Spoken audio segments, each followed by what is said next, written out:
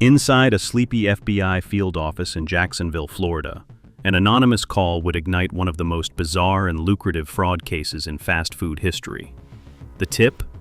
McDonald's beloved Monopoly game, the one millions of people played every year for a shot at instant riches, was rigged. For over a decade, a secret network of mobsters, strip club owners, psychics, and even churchgoers had stolen more than $24 million in prizes. And at the center of it all was one man, Uncle Jerry. Before we dive deep into this jaw-dropping story, make sure to subscribe to our channel and hit the notification bell so you never miss incredible stories like this one. Chapter 1. The Game That Made America Dream. In 1987, McDonald's launched what would become one of its most iconic promotions, the Monopoly game. Every burger box, fry carton, and drink cup came with tiny stickers that mimicked Monopoly property cards. Collect the right combination, and you could win everything from a free Big Mac to a brand new Dodge Viper, even a $1 million cash prize. The odds of hitting that jackpot? 1 in 250 million. Still, people lined up daily, convinced they could be the next lucky winner. Every year, McDonald's saw sales jump by as much as 40% during the campaign. But behind the cheerful jingles and smiling Ronald McDonald commercials, someone had already figured out how to beat the system. Chapter 2. The Call That Changed Everything.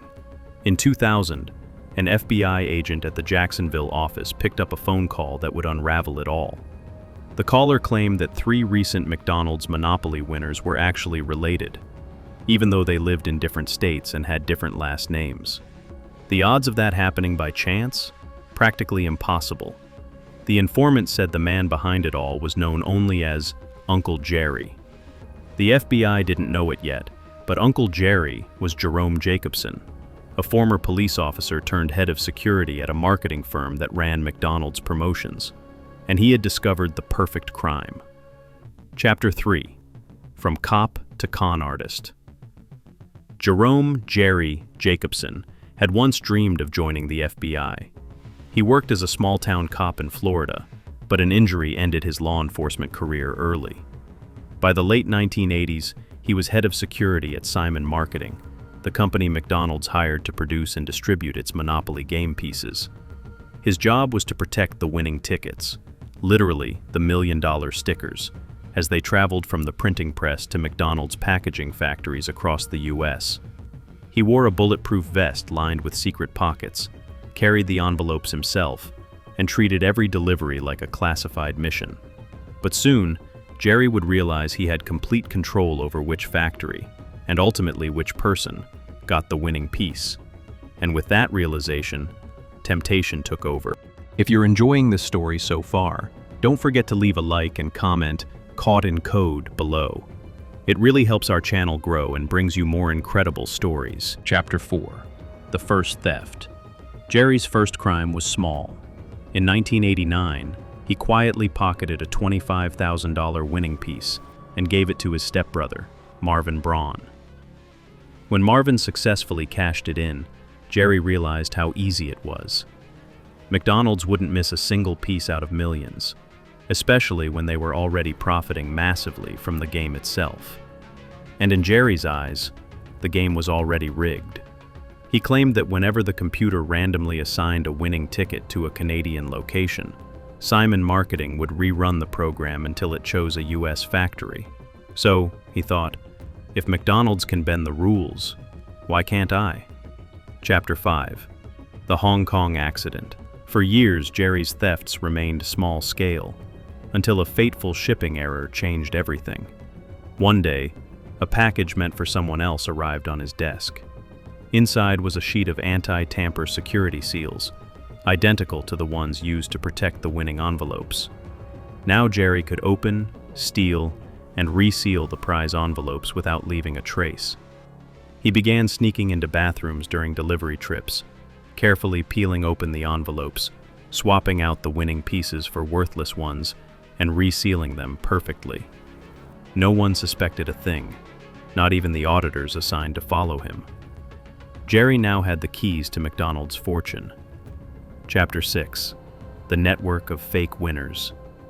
But Jerry couldn't claim the prizes himself. He needed other people, winners, who would cash in the tickets and quietly pay him a cut up front. At first, he recruited friends and family, but soon, his network expanded to include middlemen, people who could find others willing to play along. One of them was Jerry Colombo, a loud, flashy Italian-American who claimed ties to the Colombo crime family. He ran underground casinos and even a strip club he called the Church of the Fuzzy Bunnies. Together, the two Jerrys turned the operation into a nationwide ring. Colombo would find winners, sell them tickets for cash, and funnel the kickbacks to Uncle Jerry.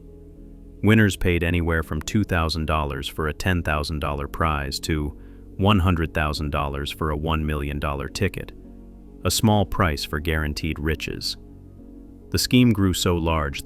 Chapter 7: The Fall of the Two Jerrys. In 1998, tragedy struck. Jerry Colombo died in a violent car crash, leaving Uncle Jerry without his star recruiter.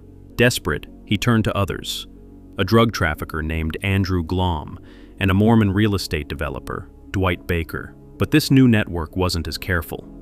Their winners weren't random enough, and soon, jealous friends and family started gossiping. Eventually, one disgruntled associate tipped off the FBI, leading to the call that started the investigation.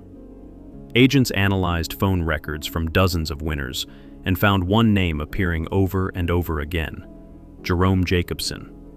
The net was closing in. Chapter 8: Operation Final Answer. The FBI and McDonald's devised a risky plan to run one final Monopoly game to catch Uncle Jerry in the act. They planted two fake $1 million winning pieces and waited. When one winner, a man named Michael Hoover, tried to claim his prize, he was met not by McDonald's representatives, but by undercover FBI agents posing as camera crews. Hoover told a ridiculous story about finding his winning ticket in a magazine that fell into the ocean. But the agents had already been recording his calls with Jerry's middlemen. It was all the proof they needed. Soon after, FBI teams raided homes across the country, arresting over 50 people connected to the fraud. At the center of it all was Jerome Jacobson, the man once sworn to uphold the law. Chapter 9: The Trial That Vanished Overnight. When the case hit headlines in 2001, America couldn't get enough. McDonald's customers felt betrayed, reporters camped outside courtrooms, and rival chains like Burger King even tried to sue for false advertising. But then came September 11th, 2001, and overnight, the nation's focus shifted completely. The Monopoly trial disappeared from the front pages. Still, justice was served quietly. Jacobson admitted to stealing at least 60 winning pieces worth over $24 million. He was sentenced to 37 months in prison and ordered to pay $12 million in restitution, about $370 per month. His co-conspirators, including Dwight Baker, served shorter sentences. Simon Marketing, the firm responsible for security, was destroyed, leaving hundreds jobless.